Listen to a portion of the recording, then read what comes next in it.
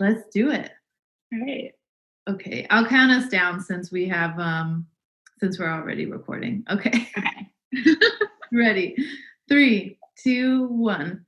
What's up, everybody? What's up, everybody? Welcome back to the Marketing for the Uninhibited podcast. We just did a super awkward intro. I'm Miranda Rodriguez, your host of the podcast and your marketing coach. And today I'm here with Jenni Zielke. Jenni is the owner and creator at Illuminate Space, located here in Aurora, Illinois, with me. And she's also we were just talking about this, but we've been working together since December of 2018. So coming up on 2 years of working together with marketing coaching. And she's here today to share her journey through growing her business, because you're going into your 4th year of business now, right? Yes, 4 years. Yeah, so your 4th year of business and then 2 years of marketing coaching. And so we're just going to talk all the things, marketing and candles and creating today. So welcome to the podcast again, Jenni. Thanks for having me. I feel like when you were like, I'm Miranda Rodriguez, I wanted to be like, and I'm Jenni Zielke. You can co-host. I know. I had to stop myself from saying that. No, I love it. And I think you're the only person to be on the podcast 3 times. This is your 3rd time here. And so if people are listening and they want to go back and see Jenni where she was 2 years ago, then you can go back and check out that episode. We have a long guest interview where we drink some beer and smell candles. We did smell candles. I know. I love going back and looking at stuff like that because, I don't know, that's what feels magical to me, is seeing how much you grow over the years and evolve. And that was where like really early Illuminate Space days. That was really in the beginning. And that was when you were first branching out into your custom candles, I think, because that's why we were smelling candles, because I was getting one, which, by the way, I have my spicy orange, my new one burning. It's so good. I just poured yours yesterday. I love that spicy orange. I'm so excited. So to start, why don't you just give us a little bit of like background on yourself and how you got started in your own business, and kind of bring it up to present. Sure. So I was telling Miranda, for some reason, these dates are always so hard for me to remember. I bet there's like a psychological reason behind that.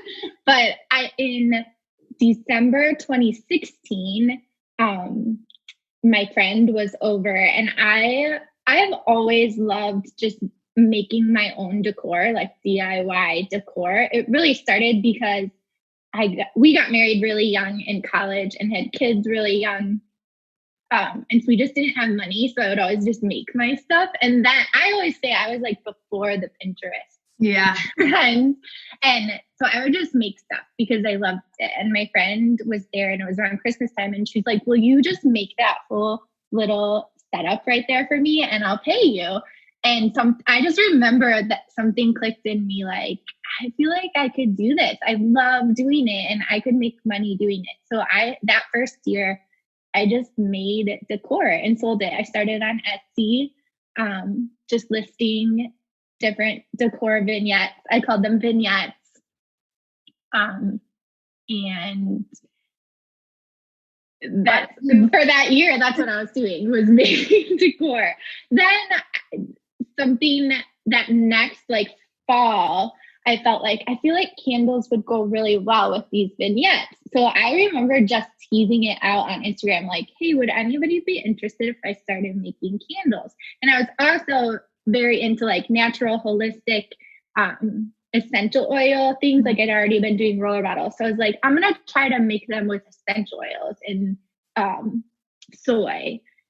So then I started diving into that. And I remember my first candles were like terrible. They were in just like random jars I found thrifting. And I just used straight essential oils in them. And you like couldn't smell the oil at all. But then the oils are so expensive. So I was like, this candle's going to be like $200 and it smells terrible.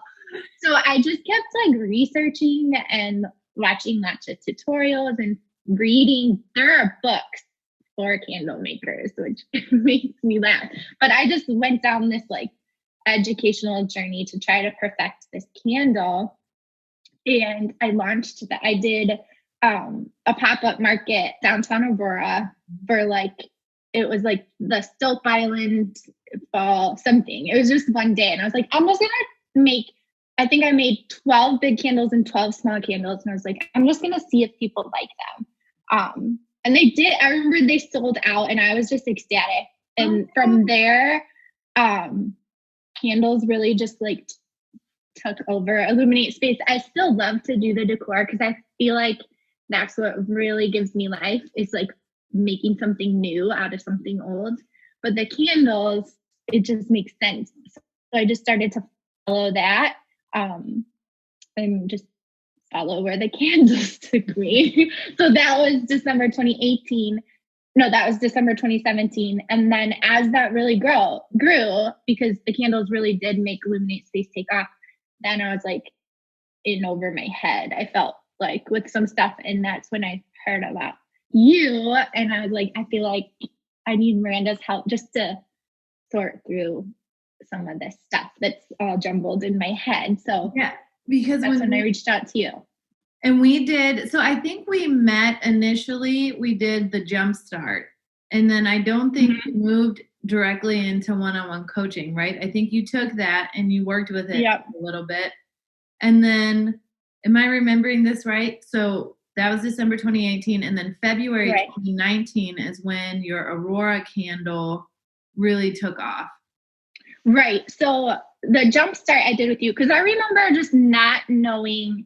I knew candles were doing well. I knew that I wanted to bring my personality, essentially like I was Illuminate Space, but I didn't know what marketing meant. I didn't know like target audience, brand pillars, mission statement. Like I didn't have any of that. I had feelings about it, but I didn't know how to get it all out. So that's what the Jumpstart with you. I remember creating that mission statement and brand pillars, and my target customer, Amelia, like finding out all those things about her.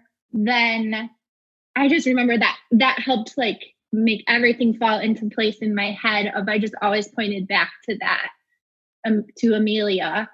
And that made everything take off for me. Like having it all, I feel like you really helped me organize it and lay it out and made it feel attainable, instead of like, I'm just creating this shop and I know it's over. Like it gave me a purpose to what Illuminate Space was. So I just kept following that. And that's kind of how the Aurora candle, I could even do that, was because I already had this business laid out. And like, I already knew who Illuminate Space was. So when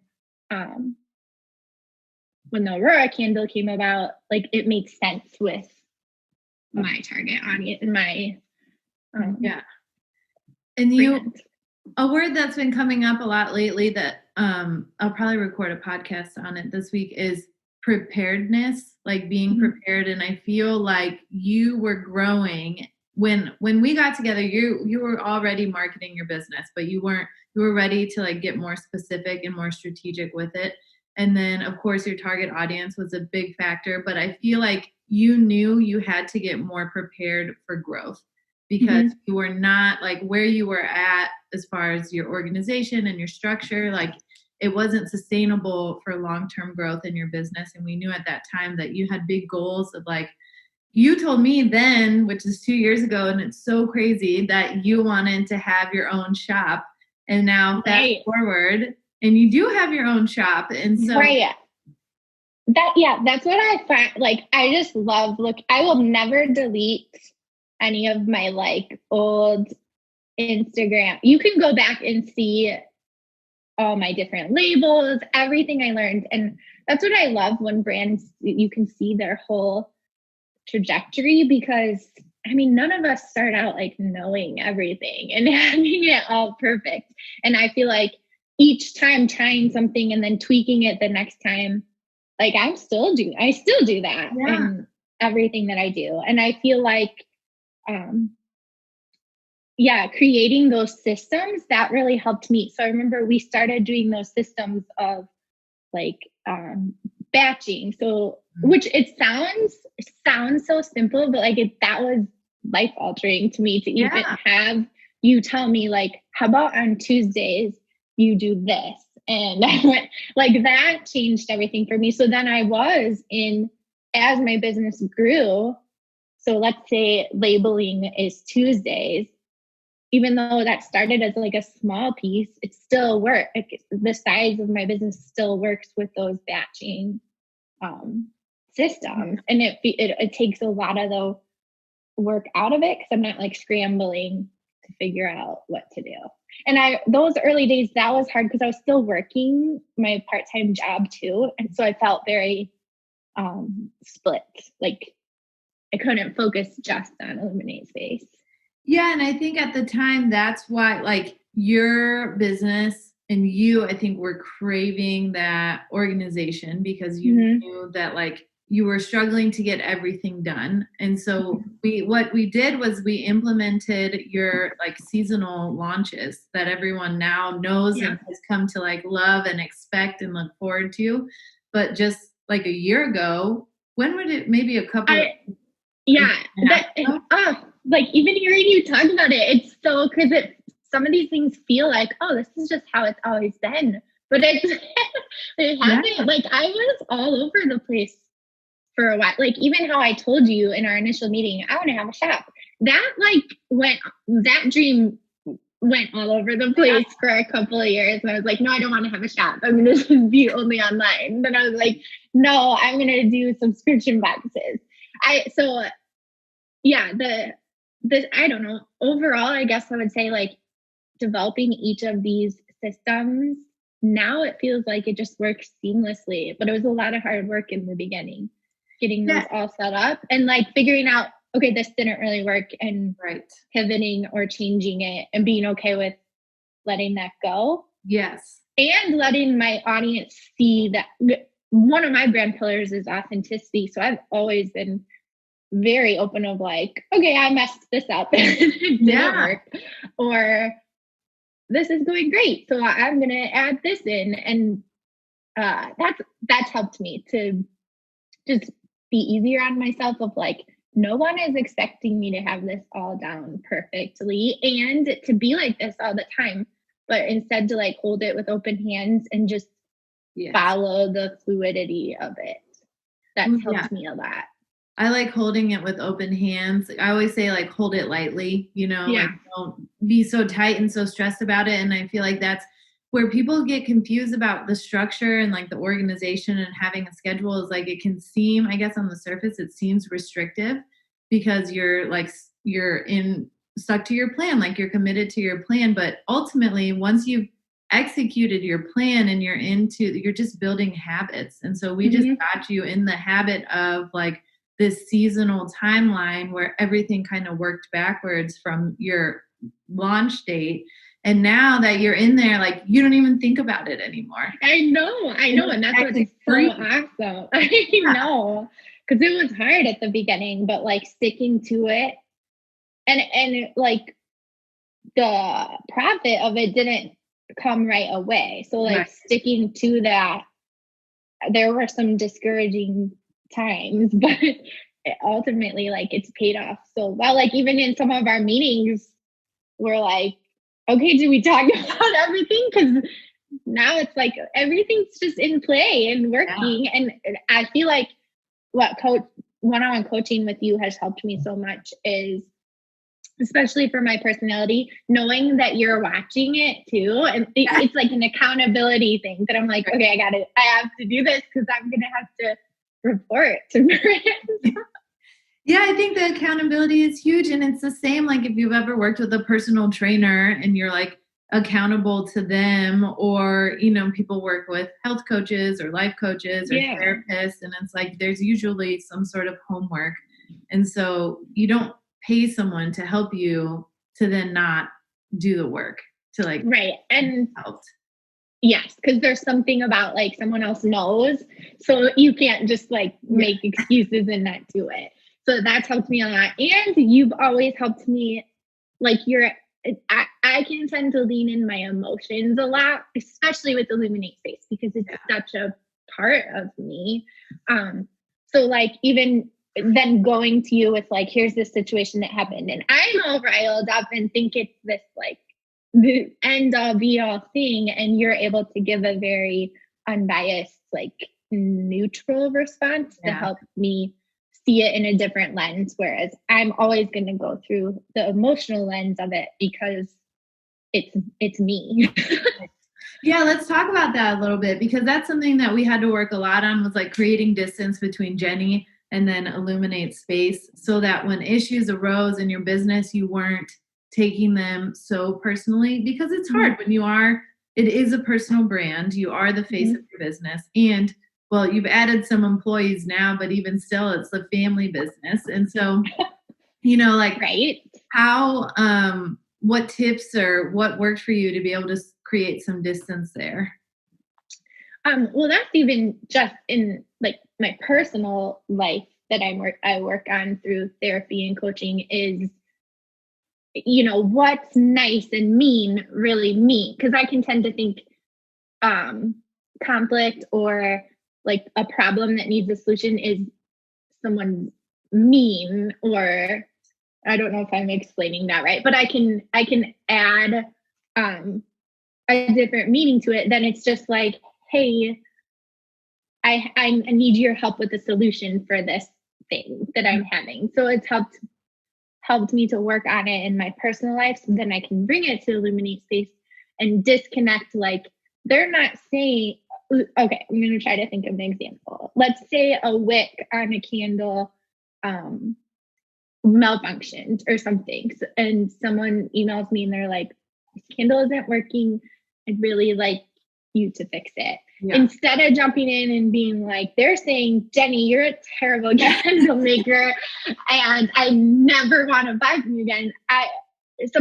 Just a tiny little saying I've been doing with myself, because my anxiety can tend to I think of all these worst case scenarios all the time.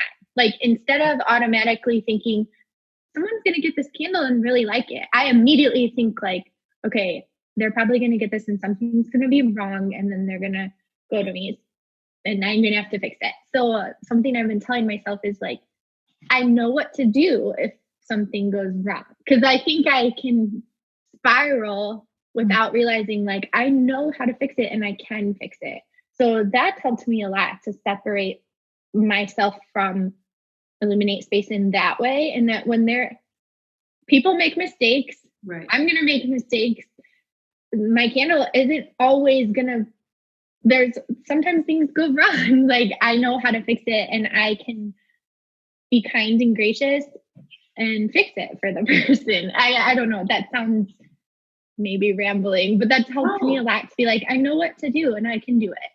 And that's because there will always be issues. Like, you're never going to run a business that is free of issues in some sort of way. And so I think understanding and accepting that as a fact of business, just like you're going to do some marketing things that are not necessarily going to succeed. So you're going to have to let go of some of your ideas. You're going to have to let go of the fact that people are going to have issues sometimes. And so it's how you handle the follow-up and the interaction with your customer. And you've done such a good job of being transparent and authentic. And then what you've also done a great job of is then turning that situation into marketing content. So you have, if there's an issue with wicks, now you've got so many posts and videos about proper wick care and and how to get the most life out of your candle. Because people, I was just thinking this when I have your candle back there. I was like, I always just pull the wick off because I don't know how to trim it. I don't have one of those wick trimmers. Yeah. So I just pull it off, it's not that hard. It's I've done that. I do. You can do that with a little tissue, which, side note, I just ordered some wick trimmers to add to my. Perfect. Yeah. Because I was like, I feel like I should give people some wick trimmers if I'm telling them to trim the wicks. Exactly. But yeah, you're right. And I think that's something so beautiful about small business is you're most of the time dealing with a person. So this isn't Target where if you have an issue, you go and you're dealing with a company and they're like, here, you're having it's a relationship almost with your customer. Yeah. And so I feel like there's a human aspect to it that most people are pretty gracious to, even if there is an issue of like, okay, thank you for fixing it. Not, I think I can assume everybody's just going to be like so mad, but usually that's what's great about small business is you're dealing with a person. Yeah. So then in the same vein, like how have you dealt with the vulnerability and like the exposure? Because your business has grown so much, even just in the 2 short years that we've been working together. Like you've left your part-time job, you are moving forward with opening a shop, after your boardwalk shop this summer. So how have you dealt with that? Because I know that's hard for you with your anxiety and like putting yourself out there and then worrying about what people are going to think about it. So how's that going? Yeah, well, I'm always very transparent with myself, but I've learned to set up boundaries with like my husband and my children. I always ask their permission if I'm going to share something that has to do with them. I also don't, like in the beginning, they were doing everything with me. And now I invite them to do stuff with me, but they don't need to take that on. Right.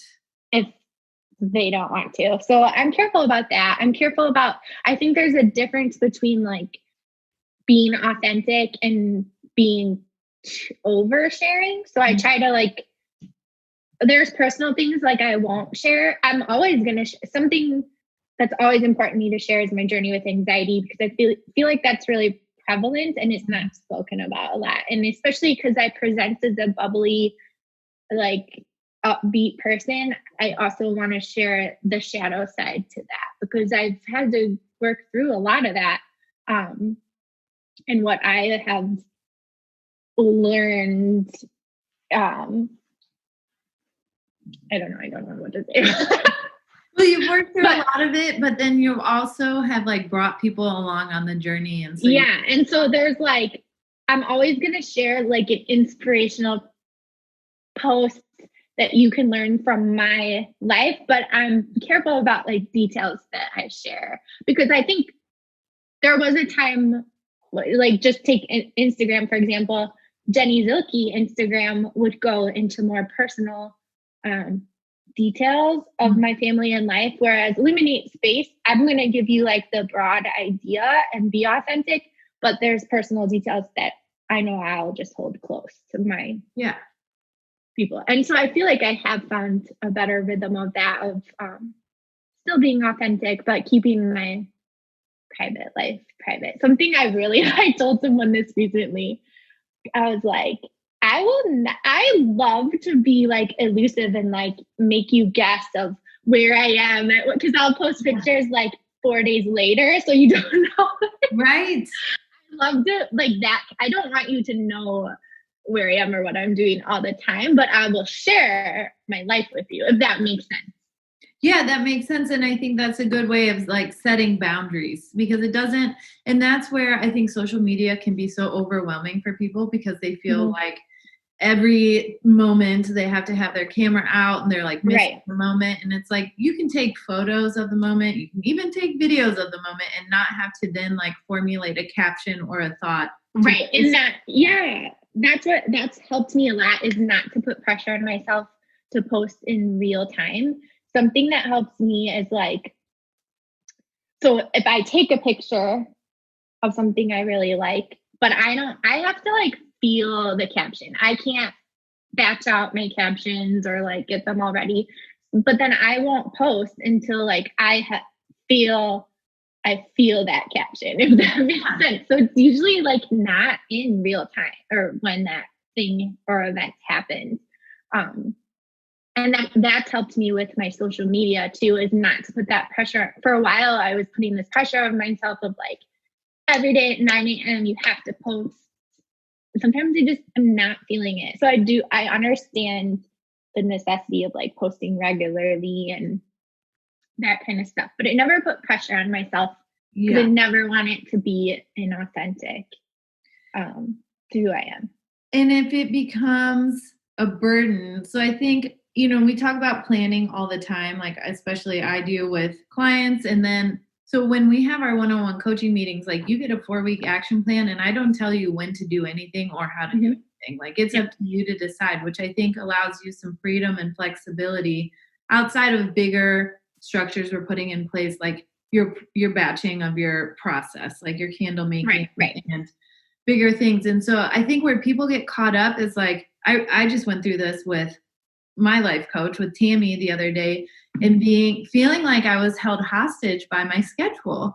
And like at this point in my career as a business owner and like in my personal life, I know the things I have to do on a daily basis or even on a weekly basis. And so I was like waking up, stressing out about my schedule because literally like if the dog didn't poop on time, I was like, oh my God, then Rebel's not going to eat on time. And like my whole day is ruined.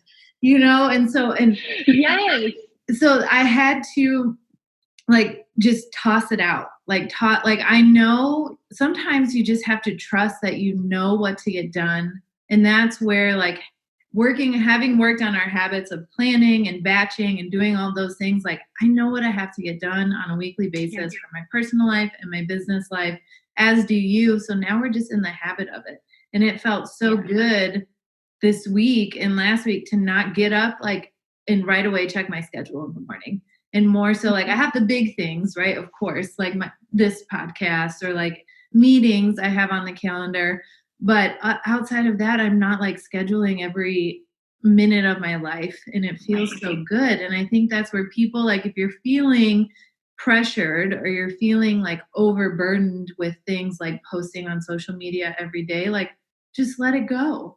Just get rid of it. You don't have to like forcing yourself to show up for your marketing plan in ways that don't feel good. Like even forcing, like saying that word, like if you feel like you're forcing yourself in some way, then you just have to like, it's okay to let that part go and find a different way. It's not okay to not market your business. That's not going to help you reach your goals, but to do it in a way that feels better to you. I mean, there's so many different ways. Yeah, that made me think of two things when you were, that all resonates with me right now because, well, one thing is I think we can get caught up in thinking like everybody's watching us all the time. I can think like that, like everybody's watching and is seeing that Illuminate Space did not post at 9 a.m. Right. And so like and that applies to so many things. I have to tell myself a lot. Not everybody is watching for me to fail and mess this up. Like even orders, I can start to get really stressed if an order comes in and like that day I don't have it packed and ready to go. Right. And I feel like most people order online and don't think, oh, this is going to be shipped out to me today. So that's helped me to think like not everybody, most people are not watching me all the time to see where I'm messing up. And then the second thing is, so my spectrum of anxiety is like in the OCD lane, I guess. So that, when you said feeling trapped by your schedule, I can get that a lot because while scheduling and batching and everything that really helps me stay organized and on task, it also can feel very trapping. And like, if I didn't get it done, it's one of those things of like, but I didn't have to get that done today. I just like made myself think I had to get that done today. So something I've been doing is when I get up in the morning and do my little morning time and like plan out the day, I write down everything I'd like to get done. And I do try to put it in times, but then I know the next morning, whatever I didn't get done, I'll just decide like, okay, maybe I really don't need to do that, or I'll add it back in. And so something about that has made me be like, okay, I know I have written down what I need to do. And if it doesn't get done, then I'll write it for the next day instead of feeling like I have to finish everything I wrote down. Yeah. It like makes me feel like I know it's written down, so I know I won't forget it. So it's okay if I don't finish it.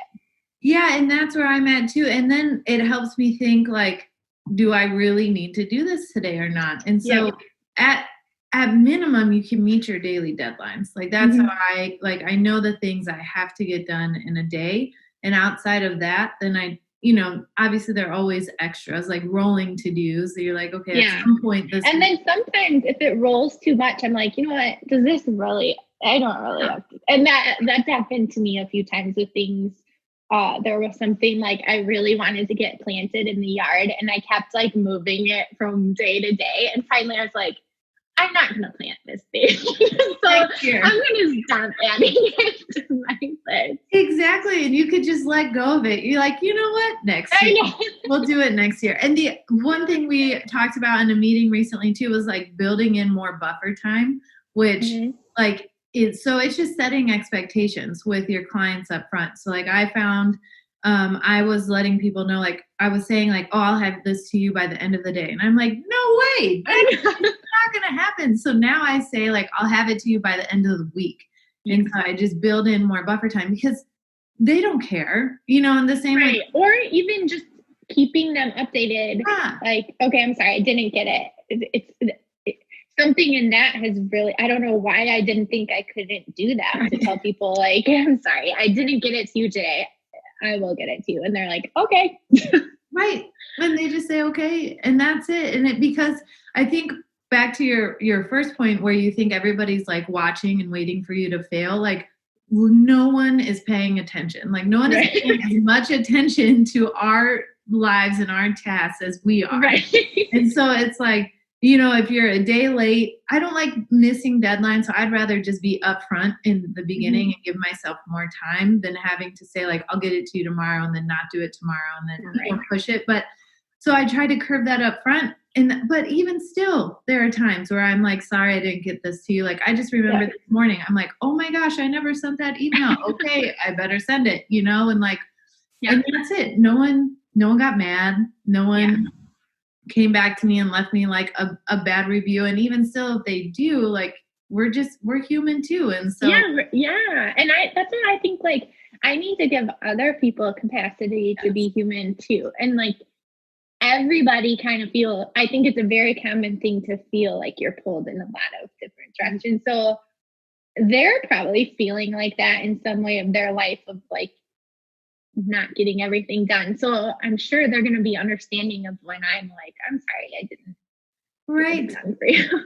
And that's where it's like, it's just nice to have that when you communicate openly like that with your clients and your target audience. There's like a really nice flexibility I have found where people are just like, people have rescheduled with me before. And, unless it's like as I'm sitting down, that's annoying, but especially if I showered for no reason. But outside of that, I feel like, we're all human, especially right now. Things are just crazy. Right. The kids are home. You said that we might have a trumpet on here. Like, yeah, we had to, I know. This is my own, like, I'm not kidding. This is my only little rectangle where it's not a disaster around me and there's not 1,000 kids doing e-learning. So I was like, I don't know where to show on my house that's not, so it's my door. This just by my door is clean. Yeah. And that's fine. It looks great. It looks beautiful. So actually that's something that when you have to like figure out what you can let go, that you're putting a lot of pressure on yourself. Okay, I love beauty. Like that's my thing. So I love when my house looks great. But that is something I realized I have put a lot of unnecessary stress on myself, especially during this time, because that would be one thing I'd work into my day of like straighten the entire downstairs. Well, I finally got to the point of like, who is seeing my entire downstairs right now? Like which I think is a fine line because I think I work better when I like my surroundings, but I also think that's a lot of pressure I can put on myself because I think I decorate and do stuff for myself to enjoy, but also for others to see. And I'm like, who is coming over to see this right now? And it's also like time spent that you could have spent on doing something else. Like I find that if I spend like 20 minutes straightening up the house or whatever, and then I'm like going to go sit in the other room anyway and work. So like, why did I do that for my sister who's going to come let the dog out? Like she doesn't care, And so I think we do put a lot of pressure on ourselves to like hold up this standard, which is where even with like personally, like so many women have come to me in the past couple of weeks talking about gaining weight during quarantine and how it's like making them uncomfortable with marketing their business or like getting on a video or showing their face and marketing a business. Like no one, I'm sorry to tell you that I have to tell you, no one's going to notice you gained 20 pounds. No, I would never be able to notice, like maybe if you gained 100 pounds. Right. Like even then I might be like, oh yeah. It looks different. Yeah, I don't usually notice weight loss and weight gain. And you're not, I mean, it's hard enough to notice that with people you see regularly, unless it's like a big, like a huge jump and you haven't seen them maybe. But if it's a gradual occurrence, we're all seeing each other through screens and no one cares. Like, 20 extra pounds is not discredit, or however many extra pounds does not discredit your like expertise in whatever it is you're doing or your skill set. And so I feel like people just really appreciate, maybe it's just me, but I like really appreciate authenticity. And like, if you're still going to show up when you're not feeling your best, I immediately like want to follow you and buy into what you are selling. Because then it makes me feel better when I'm not feeling my best, knowing like, oh, other people have felt like this. Exactly. Shown up. And that's where there is a fine line between like oversharing and being authentic. And so you just have to, and that line just depends on like wherever you are in your business and like that relationship that you've established with your audience. And I think going back to you, like you've worked hard to establish a relationship where it's like open and you communicate, share, and you share in an authentic way. So like looking at where you are now in your business and then looking back, even to when you started, like where do you think you've seen the most growth? I see the most growth in, well, I don't know if the most growth, but even just all the ways I've evolved. I love that I've just followed each step of where that has taken me and pivoted where I needed to. So starting Illuminate Space, I thought I was just going to be decor on Etsy. And then I kind of grew out of Etsy and figured out my own website. And then I thought, I'm going to do open houses in my house because I get that people need to smell the candles. So I started doing monthly open houses. Then I realized ways that was affecting me that I was like, this just isn't the best solution. So how can I get scents to people without them coming in my house? And then I was like, I could do subscription boxes. So then I launched subscription boxes and I was like, I'll mostly be an online business, but people can smell the scents and order online. And then the boardwalk shop kind of fell into my lap. And so I readjusted and was like, I can quit my job and have a shop and just have people come smell the candles at my shop. So then I did that. And then I realized, okay, so subscription boxes don't really make sense anymore because I have a place people can come smell the scent. So then I like took out the subscription boxes and made them sample packs that people can buy if they are long distance or whatever. So I think I've grown the most in that going back to holding things lightly and being willing to change and pivot where I needed to. And that's really like a personal growth too, because I'm not always good at that. So being able to be like, to always have a posture of learning and everything's an experiment and not to get too tied to one thing. And that's then building all those systems from the ground up, even though it felt so tedious and like, do I really have to do this for a few sales? Right. But now that they're all in place, it's able to just grow and my business is growing and I'm able to like take each next step, like hiring out for the very beginning, like I did everything. And I have noticed it is hard to let go of some of that stuff, but I've had to like prioritize, like, okay, what has to be me, the artist, doing it, and what can be someone else. So that's how, when the boardwalk shop opened, I was blown away by the growth in my sales. And really, I mean, I think it just shows how candles are a product that just sell better in person. Yeah. So when I got to a place of like, okay, I cannot do everything now. Like I physically can't do it all and fulfill all these orders. I looked at hiring people to pour with me and just like get the jars ready, all the little tedious stuff that someone else could do. It didn't have to be me. And I was going to hire people. And then it just kind of morphed into like, well, what if this became a real family business? And like my 15-year-old and my husband like took part in this with me, how even that could just multiply by 3 the amount of candles I could get out in a day versus when it was just me. So I've seen a lot of growth there.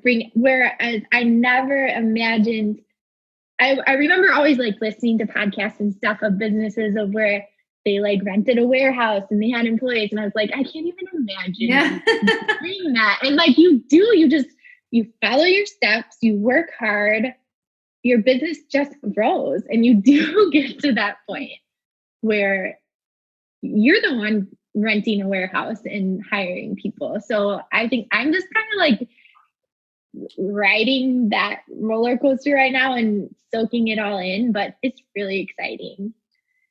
And it's so exciting. What's so exciting is that like you've always believed in the shop. Like you had a dream from the beginning, but you didn't know how you were going to get there, and you weren't married to anyone like how, you weren't like, okay, this is the path I'm on and this is it only. And so when one thing didn't work, we changed it. Or even when you didn't want to do it anymore, like with the pop-ups, you were just like, I think I need to change these a bit. Like they're not bringing me energy anymore, and they're becoming more work than they're worth, but like they weren't really fun for you anymore. Right. And so just being able to like, I feel like you're so courageous in that way, where you're just willing to go out and try something new, which in the beginning surprised me, because I know like we've talked about your anxiety issues, and then we talked about like we're both people pleasers. And so then like your willingness to try and your commitment to whatever it is that we talked about, like whatever new thing it was,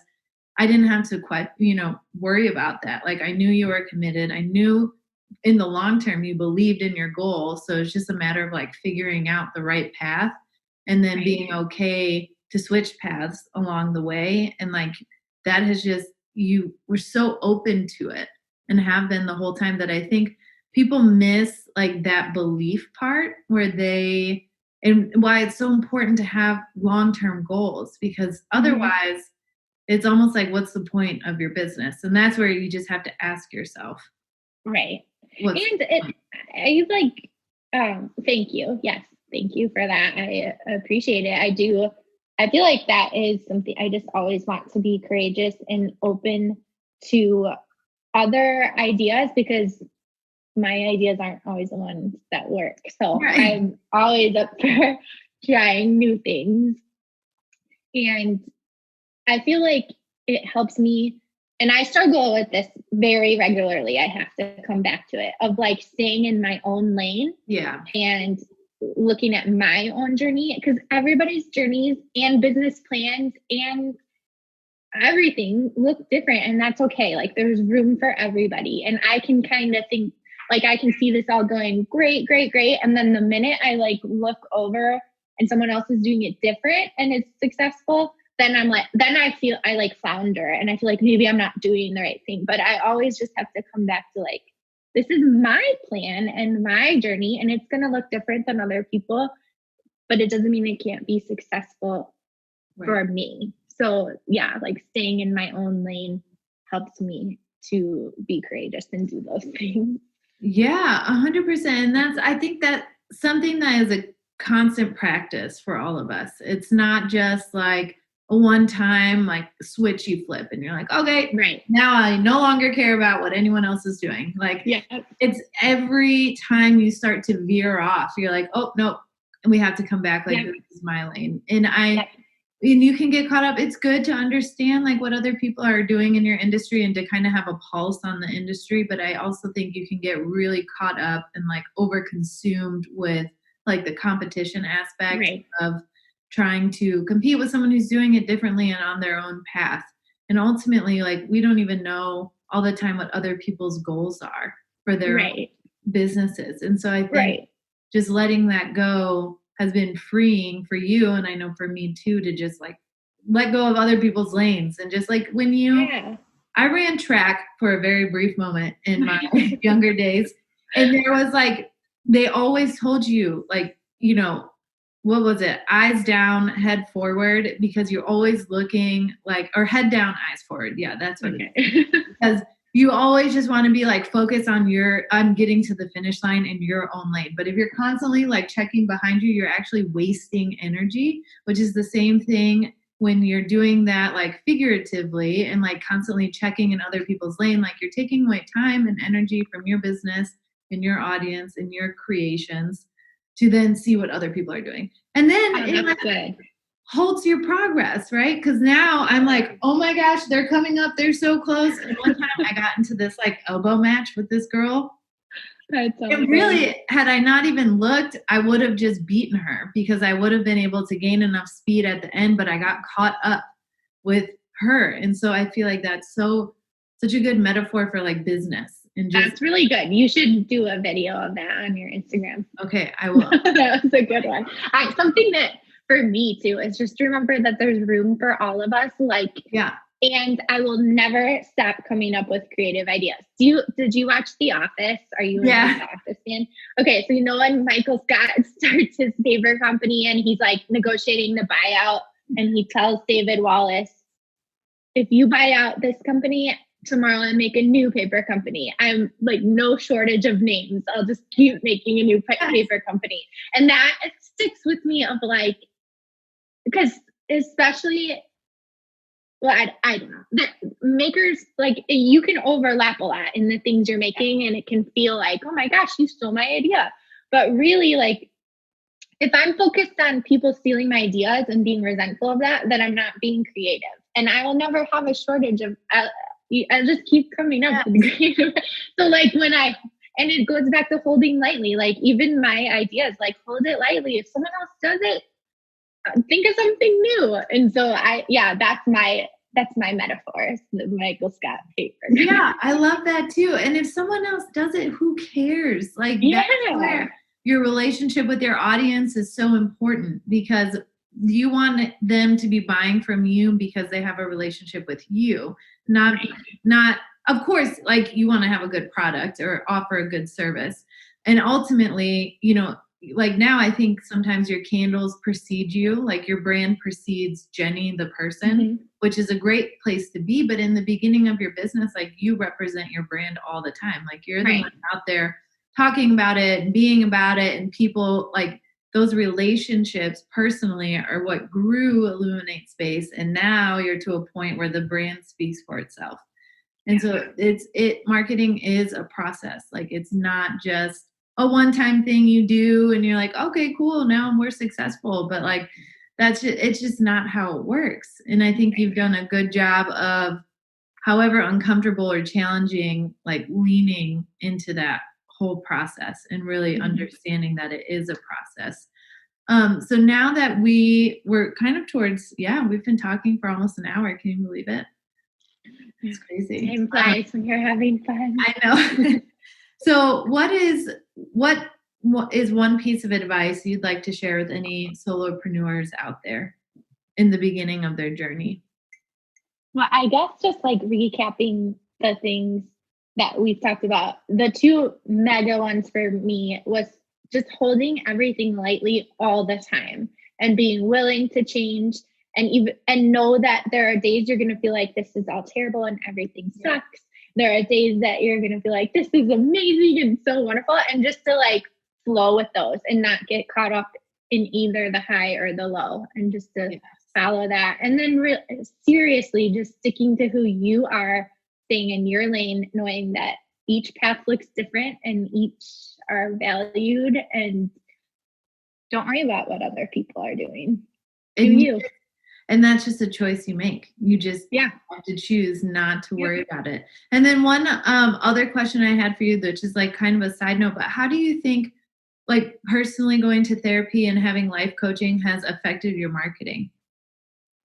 Oh gosh. Cause well, like I've learned from you, I mean, marketing is essentially like your essence and leads into everything. So like if you're growing as a person, then obviously your marketing is going to evolve along with that. So I think I like to look at it holistically, and it's almost like therapy for my business.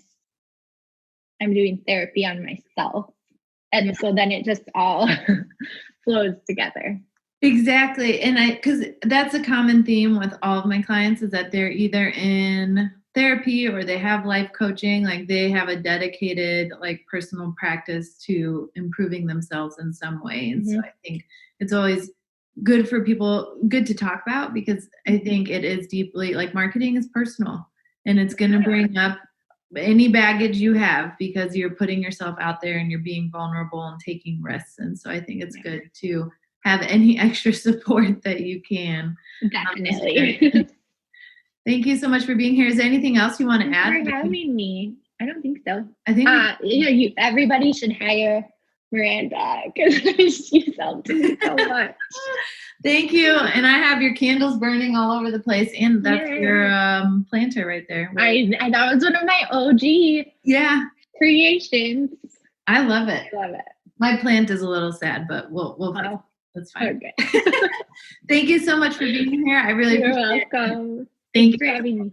Yes, and thanks for allowing me to be part of your journey for the past years. It's been, I hope everyone goes back and at least checks out our first interview so you can see like all of the growth that has happened. And I'm sure a lot of things we talked about have like come to fruition. Yeah, I want to go listen to it. That's a good idea. Yeah, I think that's just so people can get the comparison. Like it just takes time. Good marketing takes time. So thank you for allowing me to be a part of this and for being such a great client. You're amazing. Thank you.